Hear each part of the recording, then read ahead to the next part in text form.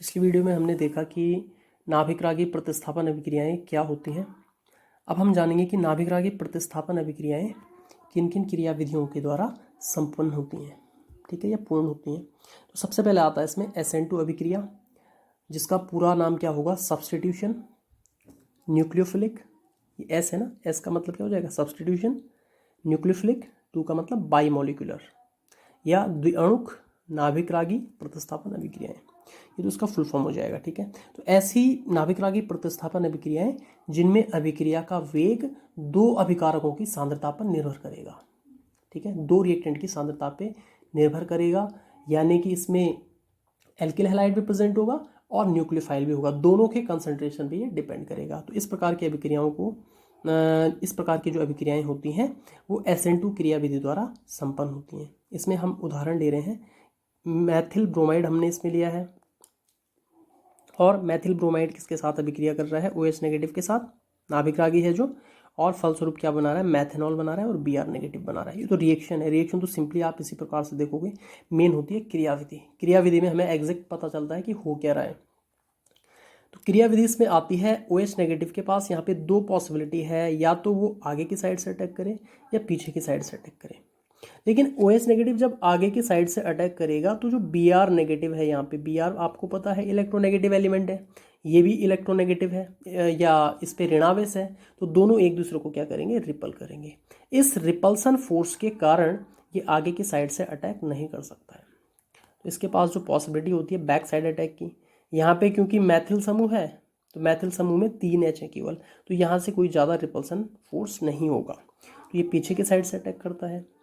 ये step slow होती है क्योंकि कार्बन को अपना एक बॉन्ड तोड़ना है, दूसरा जोड़ना है, तो उसमें टाइम लगता है उसको, इसलिए स्लो स्टेप, धीमी स्टेप होती है।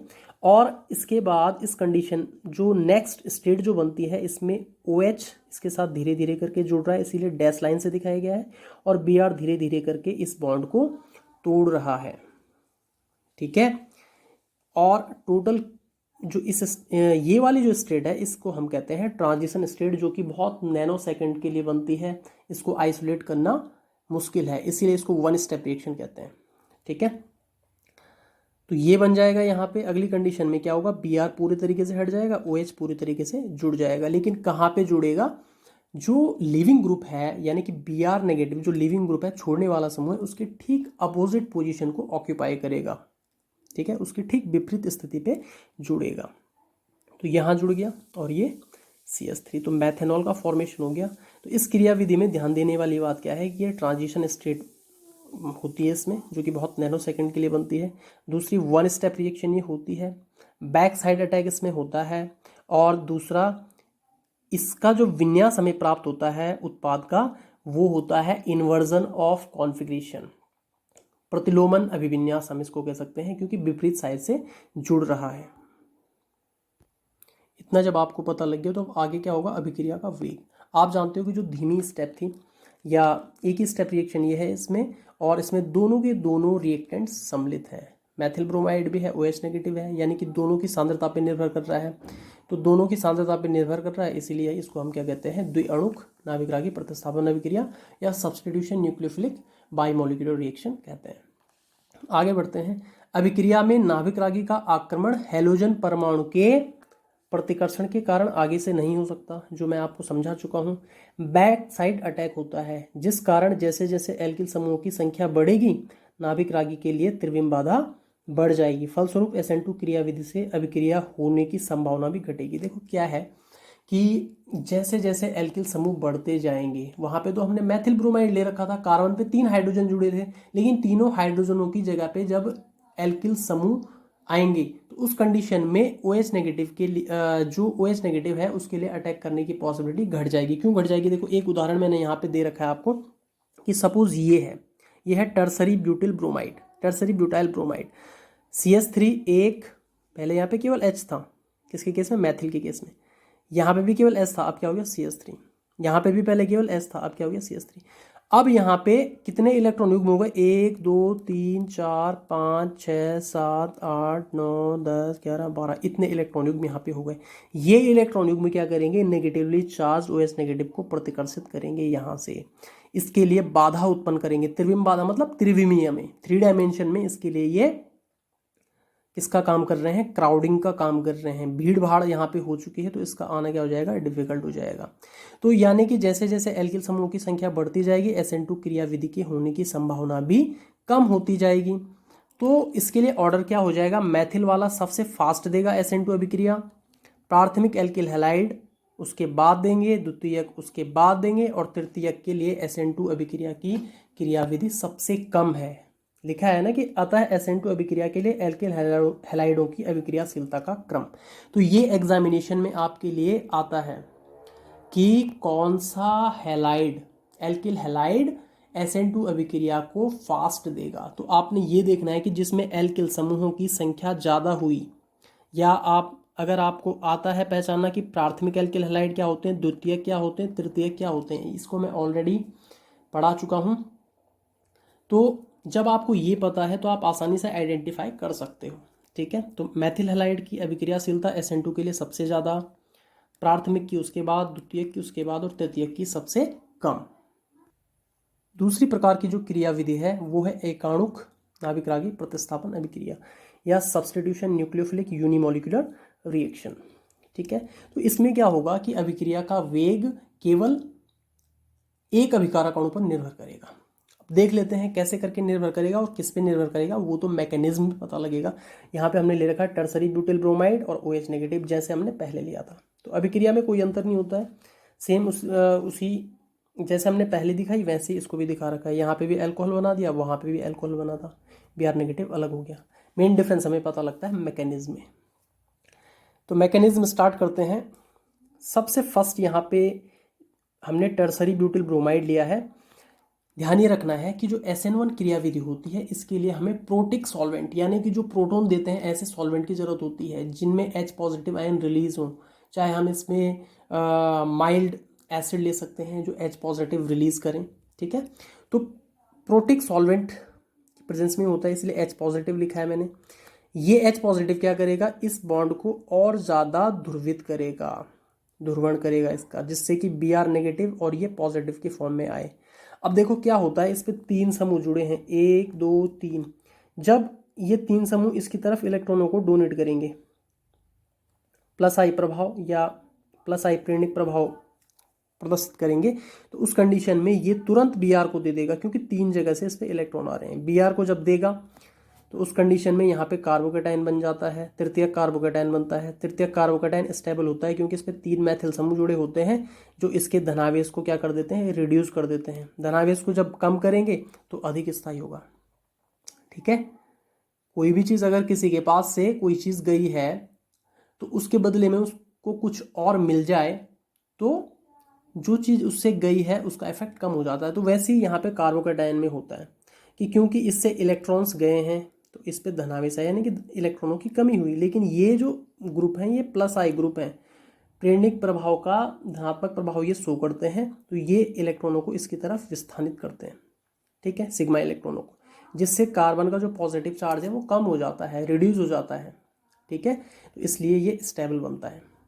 अब इसके पास 2 पॉसिबिलिटी है कि मैं यहाँ कार्बोकेटाइन तो बन गया, लेकिन फ़ायदा क्या हुआ मेरा, ये सोचता है कि मेरे साथ अगर कोई अन्य ना जुड़े तो मैं ऐसे स्टेट में नहीं रह सकता, ठीक है।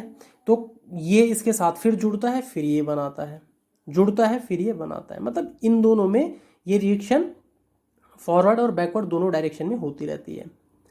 लेकिन ये भी चाहता है कि मुझे कोई ज़्यादा इफेक्टिव न्यूक्लियोफाइल मिल जाए, मतलब कमज़ोर को हर कोई छोड़ना चाहता है, स्ट्रॉन्ग को हर कोई एक्सेप्ट करना चाहता है। तो यहाँ पे OH नेगेटिव जैसे इसको मिलता है ये तुरंत इसके साथ जुड़ जाता है, तो ये फास्ट स्टेप है, ठीक है। और क्या बन जाएगा, टर्सरी ब्यूटिल अल्कोहल। तो ये 2 स्टेप की रिएक्शन है। SN2 जो थी वो 1 स्टेप की रिएक्शन थी, ये 2 स्टेप की रिएक्शन है। इसमें कार्बोकेटाइन बनता है, कार्बोकेटाइन स्टेबल होता है, इसको हम क्या कर सकते हैं, आइसोलेट भी कर सकते हैं, पृथक कर सकते हैं, जबकि ट्रांजिशन स्टेट या संक्रमण अवस्था को हम आइसोलेट नहीं कर सकते हैं। तो आपने सबसे पहले तो इसमें ये समझ लिया होगा कि 2 स्टेप की रिएक्शन है। पहली स्टेप जो थी स्लो स्टेप, क्योंकि वे अभिक्रिया के वेग का निर्धारण करती है जिसमें केवल एक ही अणु सम्मिलित है। तो इसीलिए अभिक्रिया का वेग टर्सरी ब्यूटिल ब्रोमाइड पर ही निर्भर करेगा और न्यूक्लियोफाइल पर निर्भर नहीं करेगा। ठीक है, तो ये SN2 अभिक्रिया की क्रियाविधि हो गई पूरी की पूरी। तो आगे क्या लिख देंगे हम, अभिक्रिया का वेग केवल टर्सरी ब्यूटिल ब्रोमाइड पर निर्भर करेगा, इसीलिए अभिक्रिया की कोटि, या आप कह सकते हो इसको हमने क्या कहा, SN1 अभिक्रिया कहा। ठीक है ना। इसके बाद SN1 अभिक्रिया के लिए SN1 जो क्रियाविधि है उसके लिए जो ऑर्डर होगा वो क्या होगा, तृतीयक के लिए सबसे ज़्यादा होगा, द्वितीयक के लिए उससे कम होगा, प्राथमिक के लिए उससे कम होगा और मिथाइल के लिए सबसे कम होगा, यानी कि SN2 का जस्ट अपोजिट। अब ऐसा क्यों होता है, क्योंकि जो SN1 अभिक्रिया होती है वो कार्बोकैटायन के स्थायित्व पर निर्भर करती है। जितना ज़्यादा स्थायी कार्बोकैटायन बनाएगा उतनी ही जल्दी वो अभिक्रिया होगी। ठीक है, तो SN1 अभिक्रिया में टर्सरी या किसी भी कंडीशन में जो टर्सरी कार्बोकैटायन होता है वो ज़्यादा स्टेबल होता है, टर्सरी कार्बोकैटायन। ठीक है, फिर सेकेंडरी, फिर प्राइमरी और फिर मैथिल कार्बोकैटायन की स्टेबिलिटी होती है। तो सबसे ज़्यादा रिएक्टिव इनमें से एल्किल हैलाइडों में से ये होगा, फिर ये होगा, फिर ये होगा और लास्ट में मैथिल होगा। ठीक है ना। अब इसके बाद एक और आता है इसमें कि बेंजाइल तथा एलाइल हैलाइड की अभिक्रियाशीलता SN1 अभिक्रिया के लिए उच्च होती है, बहुत ज़्यादा होती है इनकी। अब क्यों होती है वो भी आप जान लोगे, क्योंकि जो हैलोजन परमाणु जब इनसे निकल जाता है तो ये कार्बोकैटायन बनाते हैं। चलो कार्बोकैटायन तो हर कोई बना रहा है, ये भी बना रहा है भाई। ठीक है, ये भी कार्बोकैटायन बनाएगा, ये भी बनाएगा, ये भी बनाएगा और ये भी बनाएगा, लेकिन इन चारों में से सबसे स्थायी कार्बोकैटायन किसका था, इसका था। ठीक है, क्योंकि इसमें 3 इलेक्ट्रॉन दाता समूह जुड़े थे, इसमें 2 इलेक्ट्रॉन दाता समूह जुड़े थे, इसमें 1 इलेक्ट्रॉन दाता समूह जुड़ा था, इसमें कोई भी इलेक्ट्रॉन दाता समूह नहीं जुड़ा था। अब हमारे पास आता है कि ये प्लस आई इफेक्ट के बेस पे एक्सप्लेन कर रहे हैं। अब हम इनको एक्सप्लेन करेंगे एलाइल और बेंजाइल को रेजोनेंस के बेस पे। रेजोनेंस के बेस पे तो ये और भी ज़्यादा स्टेबल हो जाएंगे। ये एलाइल क्लोराइड है, एलाइल क्लोराइड का एग्जाम्पल हमने ले रखा है। सेल्फाइनाइजेशन जब इनका होगा तो Cl नेगेटिव अलग हो जाएगा, जब ये वाला बॉन्ड इधर जाएगा तो Cl नेगेटिव अलग और CH2 पॉजिटिव अलग। ठीक है, तो ये कार्बोकैटायन यहाँ पे बन गया। कार्बोकैटायन रेजोनेंस के कारण स्टेबलाइज हो जाता है क्योंकि इस पे पाई इलेक्ट्रॉन्स हैं, पाई इलेक्ट्रॉनों को यहाँ शिफ्ट करेगा, यहाँ डबल बॉन्ड बन जाएगा तो इसकी संयोजकता पूरी हो जाएगी। अब पॉजिटिव चार्ज इस पे आ जाएगा क्योंकि इसके जो इलेक्ट्रॉन पेयर हैं इसकी तरफ इन दोनों के बीच चले गए तो इस पे पॉजिटिव आ गया। तो यानी कि कार्बोकैटायन का स्टेबल होना SN1 अभिक्रिया के लिए क्या है, ज़्यादा इफेक्टिव है। तो यहाँ पे कार्बोकैटायन क्योंकि स्टेबल हो रहा है तो SN1 अभिक्रिया के SN1 क्रियाविधि की पॉसिबिलिटी बढ़ जाएगी। तो एलाइल वाले भी क्या होंगे, SN1 अभिक्रिया के लिए ज़्यादा फेवर करेंगे। फिर आता है बेंजाइल हैलाइड। अब बेंजाइल जितने ज़्यादा रेजोनेटिंग स्ट्रक्चर होंगे स्टेबिलिटी उतनी ही अधिक होगी। ठीक है, तो SN1 अभिक्रिया की पॉसिबिलिटी उतनी ज़्यादा बढ़ेगी। अब यहाँ पे आप देख रहे हो कि इसका सेल्फाइनाइजेशन हुआ, CH2 पॉजिटिव बना, Cl नेगेटिव बना। अगली कंडीशन में हम यहाँ पे देखेंगे कि CH2 पॉजिटिव का जो पॉजिटिव चार्ज है उसका किस प्रकार से डिलोकलाइजेशन हुआ, विस्थानीकरण किस प्रकार से हुआ उसका। ठीक है, तो ये पॉजिटिव है, इस पॉजिटिव को उदासीन करने के लिए पाई इलेक्ट्रॉन यहाँ पे चले जाते हैं तो ये डबल बॉन्ड बन गया, लेकिन यहाँ पॉजिटिव चार्ज आ गया होगा। अब इस पॉजिटिव चार्ज को उदासीन करने के लिए या न्यूट्रलाइज करने के लिए ये वाला पाई इलेक्ट्रॉन यहाँ शिफ्ट हो जाएंगे। ठीक है, अब पॉजिटिव चार्ज कहाँ जाएगा, यहाँ। फिर इस पॉजिटिव चार्ज को हटाने के लिए ये वाला इलेक्ट्रॉन क्लाउड यहाँ जाएगा, पाई इलेक्ट्रॉन क्लाउड। ठीक है, तो यहाँ पॉजिटिव चार्ज आ जाएगा। यहाँ पे क्यों नहीं आएगा, यहाँ पे इसलिए नहीं आया क्योंकि इन दोनों के बीच में तो है ही, जिस वाले पे कमी हो रही है वो ये वाला है, तो फिर यहाँ पॉजिटिव चार्ज आ गया। अब इस पॉजिटिव चार्ज को हटाने के लिए फिर से ये वाला पाई इलेक्ट्रॉन यहाँ आ जाता है, तो इन दोनों के बीच में तो है ही, तो पॉजिटिव चार्ज कहाँ जाएगा, यहाँ। तो ये देखो यहाँ पॉजिटिव चार्ज आ गया। ठीक है, तो इस प्रकार से हमने क्या देखा कि जो SN1 अभिक्रिया के लिए विभिन्न प्रकार के हैलाइडों का, एल्किल हैलाइडों का ऑर्डर है वो किस प्रकार से होगा। बेंजाइल की रिएक्टिविटी सबसे ज़्यादा होगी SN1 अभिक्रिया के लिए, फिर एलाइल की होगी, फिर किसकी होगी, टर्सरी अल्काइल हैलाइड की, फिर सेकेंडरी की और फिर प्राइमरी की। SN2 के लिए उल्टा होगा, सबसे ज़्यादा मैथिल हैलाइड की, फिर प्राइमरी हैलाइड की, फिर सेकेंडरी हैलाइड की और फिर टर्सरी हैलाइड की।